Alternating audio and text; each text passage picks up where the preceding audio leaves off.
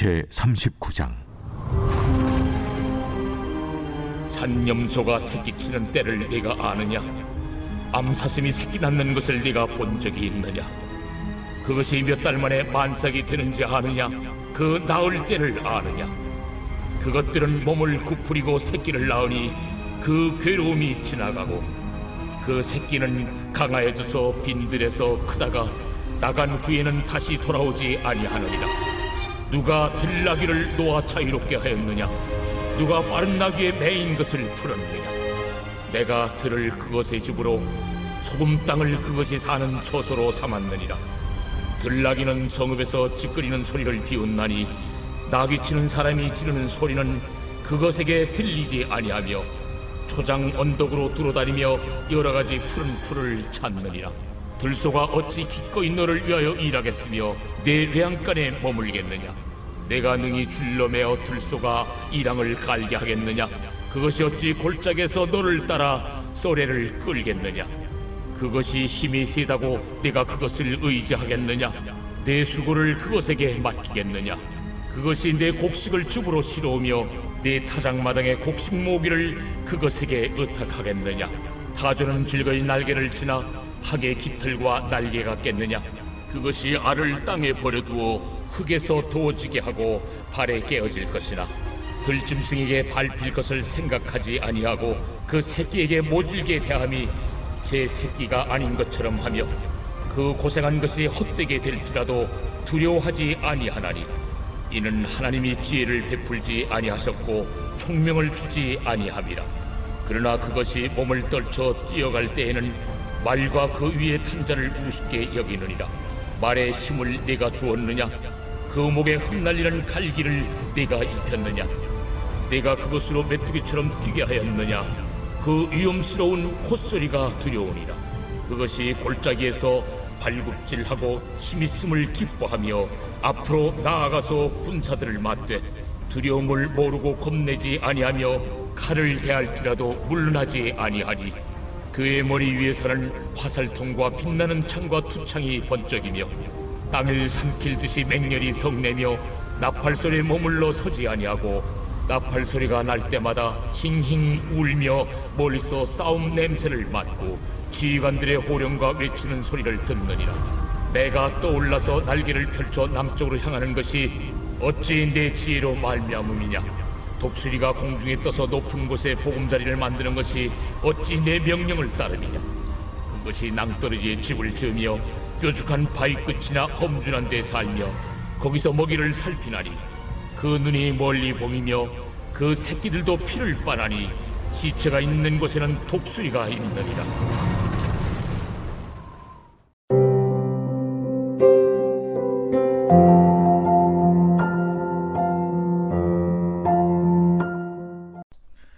여러분 반갑습니다. 오늘도 큐트로연은 기막힌 하루입니다. 본말씀 욥기서 39장 1절부터 30절의 말씀입니다. 자, 오늘 말씀에서 하나님은 여러 동물들의 특성을 통해서 우리가 깨달아야 할 것들이 있다고 가르쳐 주십니다. 자, 오늘 말씀에 등장하는 동물들을 통해 우리가 배워야 할 것이 무엇입니까? 자, 먼저 첫 번째로 괴로움을 통하여서 깨달을 것이 있습니다. 자, 오늘 본문의 1절부터 4절의 말씀을 보니까 산염소가 새끼치는 때를 내가 아느냐? 암사슴이 새끼 낳는 것을 내가 본 적이 있느냐? 그것이 몇 달 만에 만삭되는지 아느냐? 그 낳을 때를 아느냐? 그것들은 몸을 구부리고 새끼를 낳으니 그 괴로움이 지나고 그 새끼는 강하여져서 빈들에서 크다가 나간 후에는 다시 돌아오지 아니하느니라 그랬습니다. 자, 오늘 주님은 염소와 암사슴이 새끼를 낳고 기르는 그 모든 섭리를 아느냐고 묻고 계십니다. 자, 그런데 오늘 말씀을 보면서 제가 확실히 깨닫게 되는 한 가지가 있습니다. 그것은 짐승이나 사람이 낳을 것 없이 자녀를 가지는 그 순간부터 그 자녀가 괴로움이 된다는 사실입니다. 여러분, 오늘 3절을 보니까 짐승에게도 새끼를 출산하고 기르는 그 모든 과정이 괴로움이라고 합니다. 오늘 제가 이 본문을 묵상하면서 하나님께서 제 자녀의 고난을 오픈하고 나누라고 하는 이 강한 마음을 주셨습니다. 더 구체적으로는 제 둘째 아들의 고난입니다. 제가 이제까지 제 둘째 아들의 이런저런 에피소드는 나눈 적이 많았지만 제 아들의 이 상태에 대해서 구체적으로 우리 성도님들과 나눈 적이 거의 없었던 것 같습니다. 저는 사실 이 첫째 아들을 낳고 키울 때는 그렇게 어렵다거나 힘든 것을 잘 몰랐습니다. 모든 것이 묻어나고 별 고집이 없는 성격이었고 또 외모부터 성격까지 저를 닮은 이 구석이 많은 첫째 아들이기 때문에 이 아들을 이해하는 것이 그렇게 어렵게 느껴지지 않았습니다. 그런데 둘째 아들을 낳고 기르기 시작하면서 저와 제 아내의 괴로움이 시작되었습니다.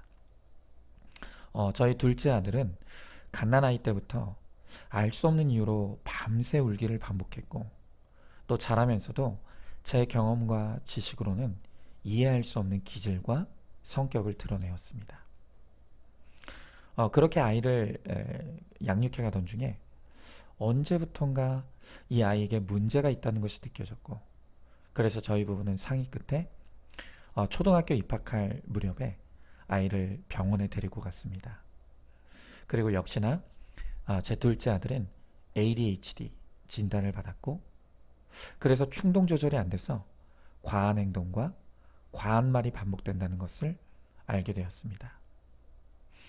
아이가 진단을 받고 꾸준히 병원을 다니며 약을 먹기를 지금 2년을 넘어서 3년 차가 되어가고 있습니다. 그런데 마음이 아픈 것은 이 아이의 증세가 호전되는 것이 아니라 점점 안 좋아집니다. 그래서 이 ADHD로 인해 파생되는 틱장애가 더 생겼고 또 불안장애도 겪고 있습니다. 그래서 이 아이는 매일 아침마다 울면서 선생님에 대한 불안 또 친구들에 대한 불안을 호소하면서 선생님이 바뀌었으면 좋겠다. 또 학교를 가기가 싫다. 라는 말을 반복하고 있습니다. 오늘 이것을 오픈하는 오늘 아침에도 아이는 울다가 학교에 갔습니다.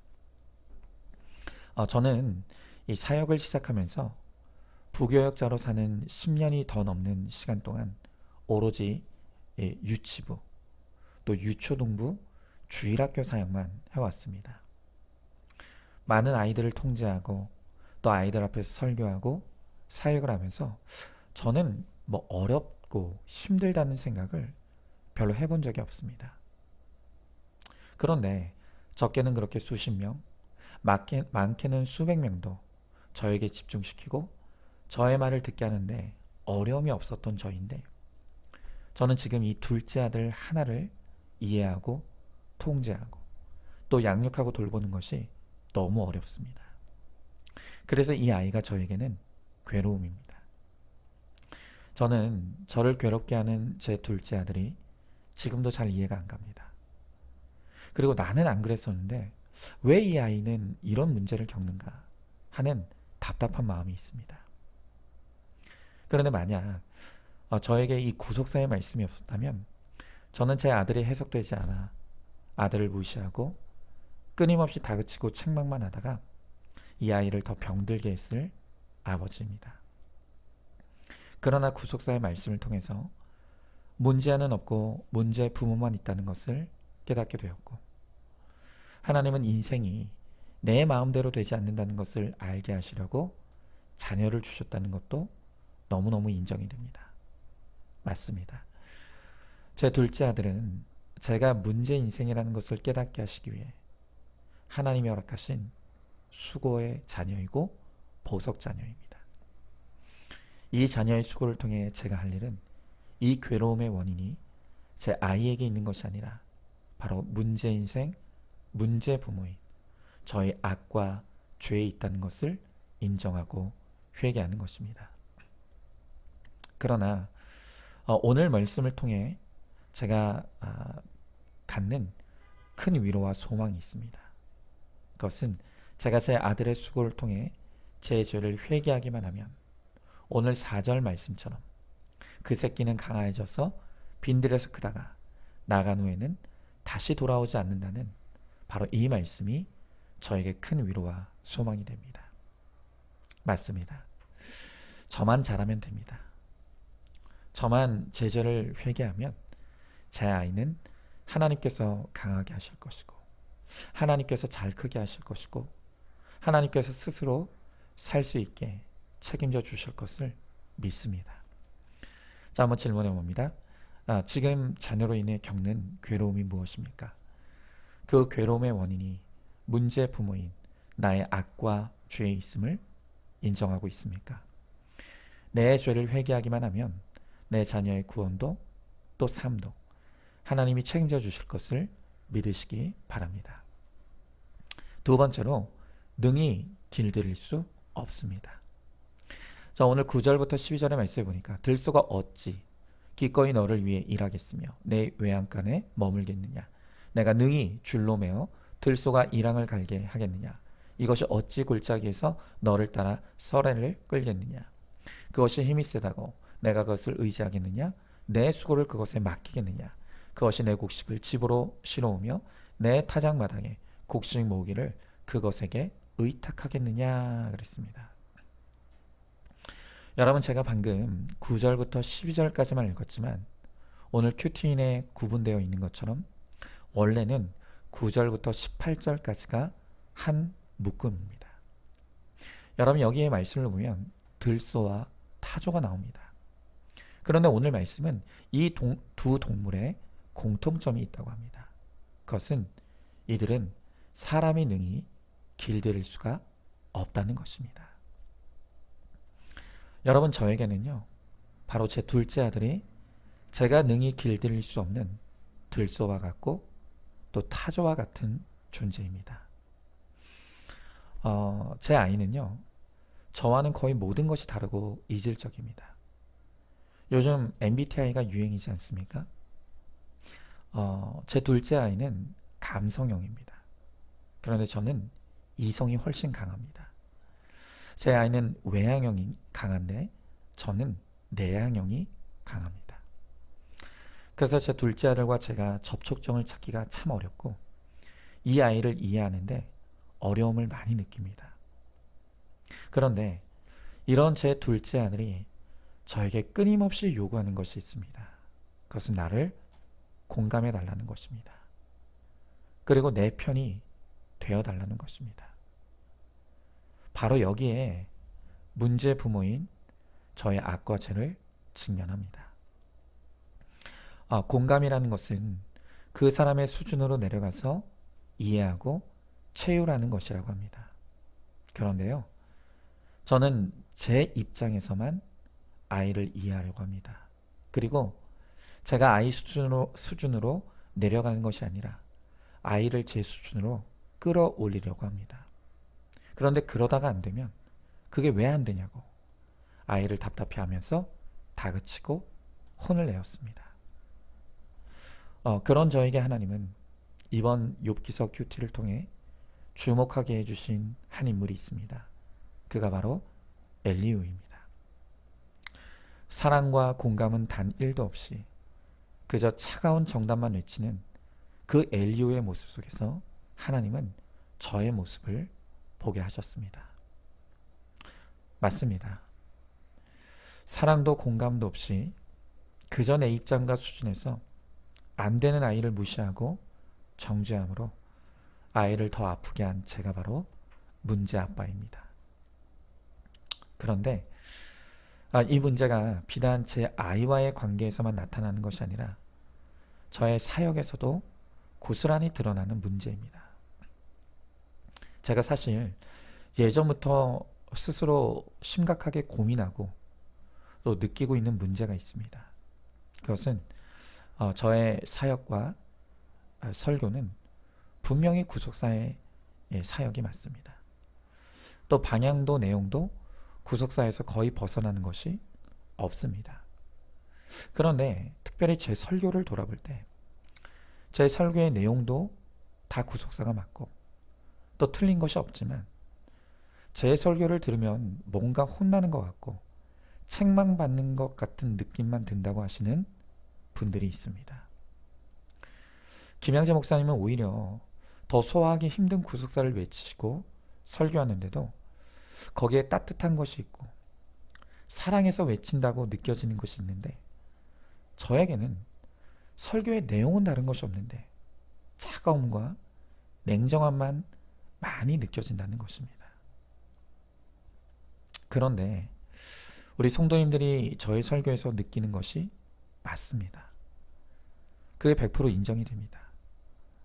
제가 사랑은 없고 차가운 정답만 있는 엘리우기 때문에 제 설교를 통해서 차가움과 냉정함을 느끼는 것이 크게 당연합니다. 하나님은 제 아이의 수고를 통해 바로 제가 사랑은 1도 없이 차가운 정답만 외치는 문제 아빠일 뿐만이 아니라 문제 목사라는 것을 깨닫게 하시고 인정하게 하십니다. 제 아이가 저 때문에 많이 아파합니다. 그리고 사랑이 없이 정답만 외치곤 차가운 설교로 인해 상처받고 아파하셨을 우리 성도님들이 깨달아서 너무나 죄송합니다. 제 안을 들여다보면 사랑이 텅 비어있는 것을 보기에 너무나 애통합니다. 회개가 되어집니다. 저는 문제 부모가 맞습니다. 그리고 문제 목사인 것도 맞습니다. 한번 질문해 봅니다. 문제 부모인 나의 죄가 무엇인지 구체적으로 깨닫고 고백하시기 바랍니다. 마지막 세 번째로, 하나님에게는 방법이 있습니다.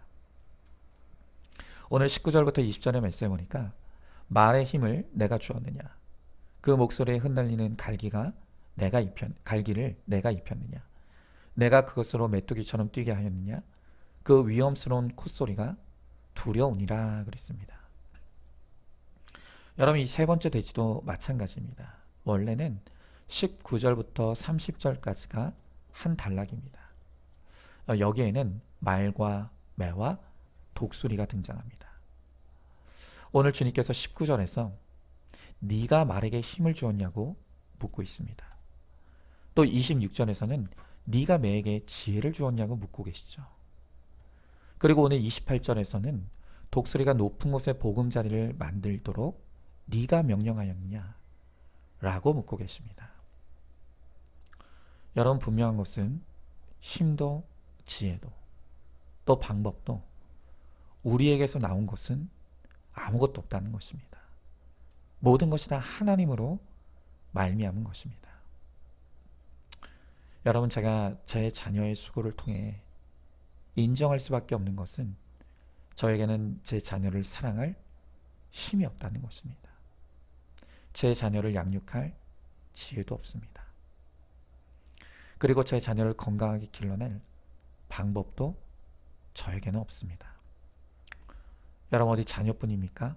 목사로서도 저에게 성도를 사랑할 힘이 없고 교회를 이끌어갈 지혜도 방법도 저에게는 아무것도 없는 저는 무익한 목사입니다. 그러나 오늘 주님은 말씀을 통해 하나님께는 힘이 있고 하나님께는 지혜도 있고 하나님께는 방법도 있다고 말씀하십니다. 바로 오늘 이 말씀이 절망할 수밖에 없는 저에게는 소망이고 빛이 됩니다. 여러분, 정말 제가 제 자신을 들여다보면 저에게는 아무 소망도 느껴지지 않습니다. 사랑하기 원하지만 사랑할 힘이 저에게 없습니다. 지혜롭고 싶은데 저에겐 그런 지혜도 없습니다. 또 유능하게 문제를 풀고 해결해 가며 나가고 싶은데 정말 저에게는 문제를 해결할 방법이 없습니다. 정말 말 그대로 저에게 선한 것이 아무것도 없습니다. 그런데 그렇기에 저는 저의 소망을 오직 하나님께만 둘 수밖에 없습니다. 하나님만 믿을 수밖에 없습니다. 하나님밖에는 의지할 것이 없습니다. 여러분, 비록 무능하고 실패할 수밖에 없는 인생이지만 저도 그렇고 오늘 여러분들도 그 실패의 자리에서 괴로워하지 않기를 바랍니다. 괴로워하는 대신 우리의 무능을 인정했으면 좋겠습니다. 우리의 실패도 인정하길 바랍니다. 또 내가 할 수 없다는 것도 인정하길 바랍니다. 그리고 이제 저와 여러분 우리 모두가 우리에게 힘을 주실 수 있고 지혜를 주실 수 있고 방법을 주시는 그 하나님만 믿고 의지하고 소망하게 되기를 바랍니다.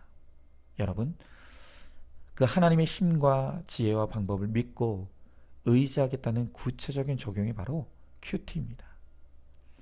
우리가 큐티로 하나님께 겸손히 물으며 나아가면 하나님께서 말씀을 통해 힘을 공급해 주시고 지혜를 공급하시며 방법도 공급해 주십니다.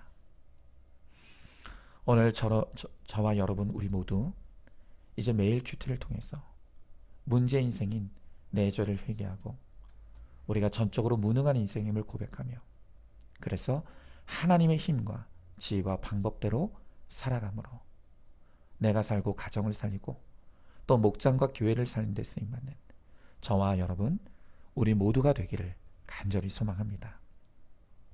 자, 한번 질문해 봅니다. 아무리 내 힘으로 해보려고 해도 자꾸 안 되고 실패하는 것이 무엇입니까? 반복되는 실수와 실패의 자리에서 괴로워하고 있지는 않습니까? 하나님께서 실패를 허락하시는 이유는 괴로워하라고 주신 것이 아니라 하나님만 믿고 의지하라고 주신 것임을 깨닫습니까? 매일 큐티로 말씀으로 하나님께 물으면서 하나님께서 주시는 힘과 지혜와 방법을 누리시기 바랍니다. 자, 오늘도 4월 26일 보석상자입니다. 나의 해달별이 떨어지는 사건이 예수님이 오시는 사건입니다.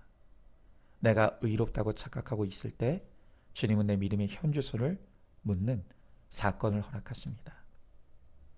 내가 억울한 일을 당하는 것 같아도 주님은 내 죄가 아니라 나의 죄의 중대함을 보라고 하십니다. 아멘. 우리 함께 기도하겠습니다. 주님, 저는 문제 아빠이고 문제 목사입니다. 저에게는 사랑도 없고 지혜도 없고 방법도 없습니다. 그래서 저 때문에 제 아들이 아파하고 있고